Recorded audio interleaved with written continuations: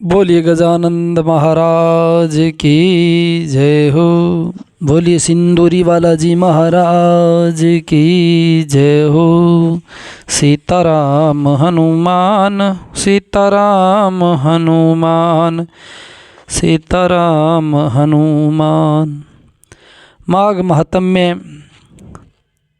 छठा अध्याय। एक धनी वैश्य हेमकुंड की कथा। दत्तात्रेय जी बोले, अब मैं तुमसे एक और पूर्णकालीन इतिहास कहता हूँ। हे राजन, पहले सतयुग में निषद नगर में कुबेर की सदृश धनी हेमकुंड नाम का एक वैश्य रहता था। वह उत्तम कुल से उत्पन्न सत्क्रिया वाला देवता, ब्राह्मण और अग्नि को पूजन करने वाला था।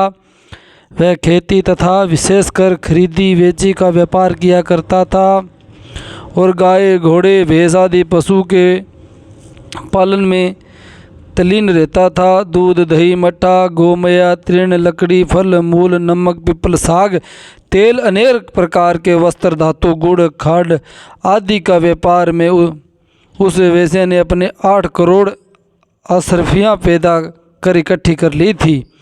एक दिन बुढ़ापा आने पर वह सोचने लगा कि संसार क्षणिक मात्र है, अतः उस धन के छठे भाग उसने धर्म के काम में किए। विष्णु मंदिर और शिवालय आदि बनवाए, समुद्र के सरिसे तालाब, बावड़ी, सरोवर खुदवाए, बेर, पिपल, आम, ककोल, जामुन, नीम आदि वृक्ष लगाए, पुष्प वाटिका आदि लगवाई। सूर्योदय से सूर्यास्त तक वह दान करता रहा। नगर के बाहर चारों ओर उसने सुंदर प्याऊ लगवाई। हे राजन, पुराणों में जो प्रसिद्ध दान थे उसमें सबने सब किए। तदंतर वह पापों का प्रायश्चित कर देवता तथा अतिथि पूजन में लगा रहता था। इस तरह सदाचार करते हुए उनके 2 पुत्र पैदा हुए, जिनके कुंड और विषकुंड नाम था। तत्पश्चात वह वैश्य अपने लड़कों के ऊपर गृहस्थी का सब भार छोड़कर स्वयं तपस्या करने वन में चला गया। गोविंद की तपस्या में अपने शरीर को कृश करके विष्णु लोक को प्राप्त हुआ। तब वह राजन उनके दोनों पुत्र रूप और धन के मद में अभिमानी होकर दुशील व्यसनों के तल्लीन हो गए। धर्म रहित हो जाने से माता पिता वृद्ध मनुष्य का कहना नहीं मानता था। पिता मित्रों का बहिष्कार कर दिए थे। अधर्म में तल्लीन होने पर स्त्री गमन करने लगे। वीणा आदि बजाने और गीत रंग में फंसकर सदैव करोड़ों वेश्याओं के साथ रहने लगे। खुशमदी, जवारी, पहलवान और धूर्तों की संगति में रहने, अच्छे वस्त्र पहनकर, कस्तूरी तिलक लगाए, फूलमाला और मोती के हार धारण किए हुए ये दोनों घोड़ा, हाथी, रथ इत्यादि पर चढ़ के पिता के धन को लौटाकर नष्ट करने लगे। प्रतिदिन भोग विलास में लीन होकर अपने सुंदर घर में रहते थे। इन लोगों ने कुपात्रों में ही सब धन खर्च कर दिया। न कभी सत्पात्रों को दान दिया, कभी ब्राह्मणों के मुख में न हवन किया, न कभी विष्णु भगवान का पूजन किया।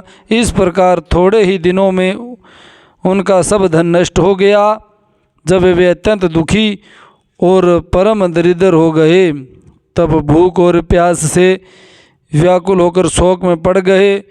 जब उनके पास कोई साधन भोजन का नहीं रहा, तब उनके संबंधी, भाई, बंधु, सेवक, उपजीव इत्यादि सभी धन की कमी से इनको छोड़कर दूर हट गए और नगर में इनकी बुराई होने लगी। हे राजन, तब इन दोनों ने नगर में चोरी करना प्रारंभ कर दिया।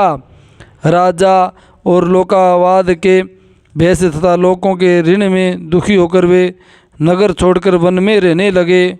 वहाँ पर वे मूर्ख अपने तीक्ष्ण बाणों से पक्षी, वाहरा, रोहित, मृग, खरगोश, सलग आदि हिंसक पशुओं को मारते थे और बड़े बलवान बीलों के साथ रहकर सदैव शिकार करते थे। इस प्रकार मांस आदि का भोजन करते थे। ये दुष्ट पापी एक समय किसी पर्वत पर गए। हे राजन, उनमें से बड़े भाई को तो शेर खा लिया और छोटे को सांप डस लिया। एक ही दिन में वे दोनों मर गए। तब यमदूत इन दोनों को यमलोक में ले गए और वहाँ जाकर कहा, हे यमराज, हम आपकी आज्ञा से इन दोनों भाइयों को आपके पास लाए हैं। अब हमें आज्ञा दीजिए, इन दोनों महापापियों का क्या करें। बोलिए मोर मुकुट वंशी वाले की जय हो।